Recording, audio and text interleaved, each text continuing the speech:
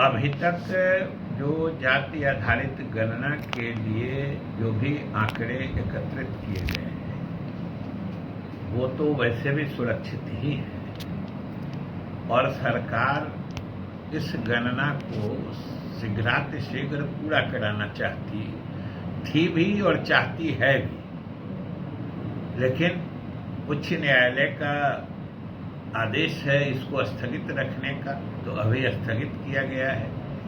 लेकिन आप देख रहे हैं कि बिहार सरकार और हमारे मुख्यमंत्री जी हर हाल में इस गणना के कार्य को पूरा कराना चाहते हैं। इसके लिए जो भी इसके कानूनी उपाय हो सकते हैं वो सब सरकार की तरफ से किए जा रहे हैं। पहले तो उसी कोर्ट से कहा गया कि आप फाइनल जजमेंट दे दीजिए, उन्होंने नहीं माना, तो अब माननीय उच्चतम न्यायालय में इस मामले को सरकार ले गई है और हमें पूरी उम्मीद है कि उच्चतम न्यायालय से हमें जाति आधारित गणना का कार्य पूरा कराने की अनुमति मिल जाएगी।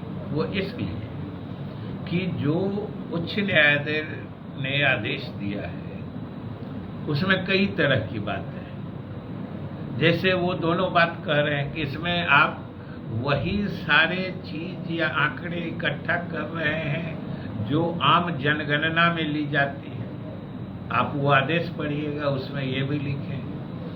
तो सवाल है कि आम जनगणना में जो आंकड़े या जो सूचनाएं सरकार संग्रहित करती है और उससे निजता के अधिकार का हनन नहीं होता है और लोगों की कोई गोपनीय सूचना सार्वजनिक नहीं हो पाती है, तो वही सूचना अगर जाति आधारित गणना के लिए एकत्रित की जाएगी तो उससे निजता का अधिकार का कैसे हनन हो जाएगा। और उसमें क्या पूछा जाता है, पिता का नाम, पति का नाम, किस जात के हैं, किस धर्म के हैं, आपका पेशा क्या है, आमदनी क्या है। इसमें कौन सी ऐसी एकदम से गोपनीय सूचना है? ये तो आम सूचनाएं हैं और उच्च न्यायालय ने स्वयं कहा है कि ये सभी सूचनाएं वैसी ही हैं जैसी जनगणना में ली जाती हैं। तो जनगणना में ली गई सूचना और वो सब सार्वजनिक होती है, तो अगर उससे निजता के अधिकार का हनन नहीं होता है तो फिर राज्य सरकार वही सूचना लेती है तो उसे निजता का अधिकार का हनन कैसे होगा। दूसरी बात है कि उन्होंने यह भी कहा कि विधानमंडल ने अगर सर्वसम्मति से प्रस्ताव पारित किया तो उसने कानून क्यों नहीं बनाया।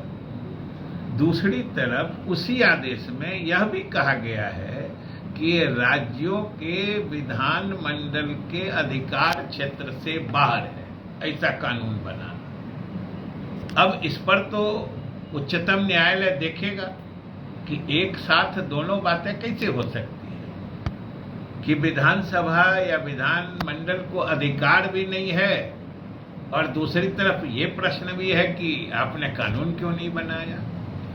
और सबसे बड़ी बात है कि जाति आधारित गणना का आज प्रसंग है, इसकी आवश्यकता है। सरकार की नीतियों के निर्धारण के लिए, चाहे केंद्र सरकार की नीतियां हो, राज्य सरकार की नीतियां हो, जब हम अन्य पिछड़े वर्गों में अति पिछड़े वर्ग की अवधारणा स्थापित कर चुके हैं तो उनकी पहचान कैसे हो। अगर आप आर्थिक रूप से कमजोर वर्गों के लिए, जो हर वर्ग के हो सकते हैं, आरक्षण का प्रावधान कर रहे हैं, जो केंद्र सरकार भी कर रही है, तो अगर जाति आधारित और आर्थिक गणना किसी भी समाज या व्यक्ति के आर्थिक स्थिति का भी आकलन इस गणना में कराया जा रहा था, तो ये सब तो आवश्यक जानकारियां थी। ये लोगों के हित में नीतियों के निर्धारण के लिए आवश्यकता थी। फिर ये समझ से परे है कि इस तरह के जनहित के लिए जो काम किया जा रहा था उसको क्यों रोका गया है, ये समझ से बाहर की चीज है।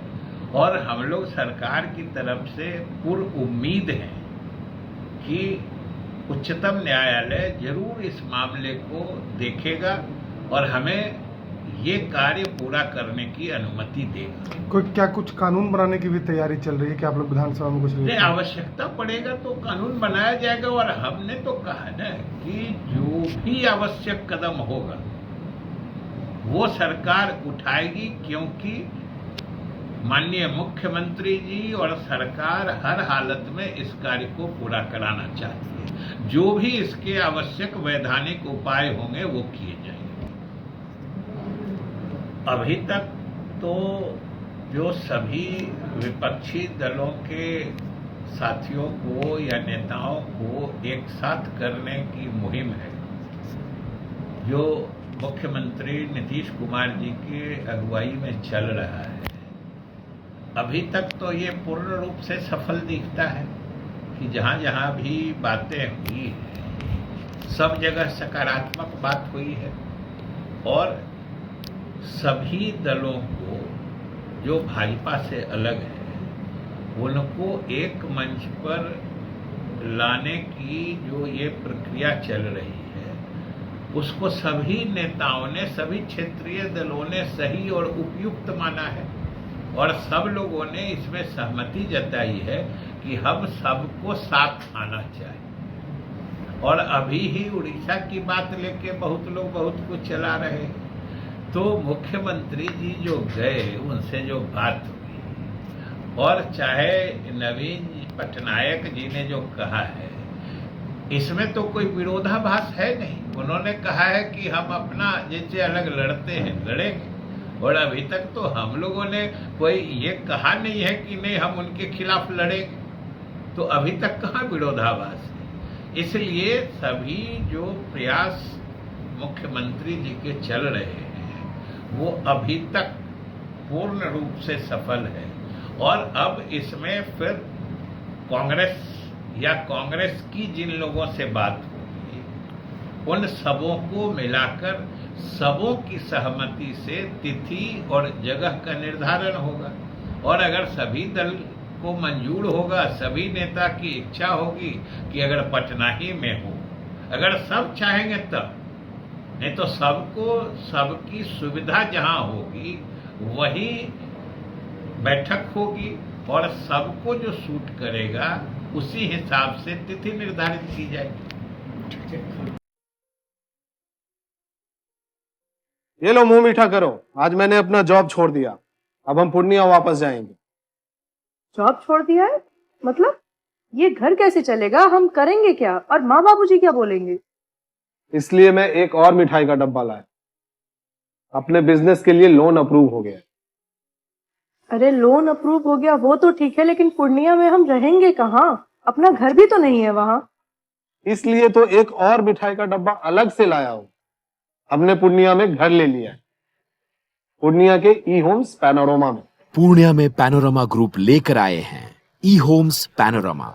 बड़ा घर, आलीशान जिंदगी और अत्याधुनिक सुविधाओं के संग। अरे अरे, अब क्यों मुंह मीठा करवा रही हो? क्योंकि हम घर वापसी जो कर रहे हैं।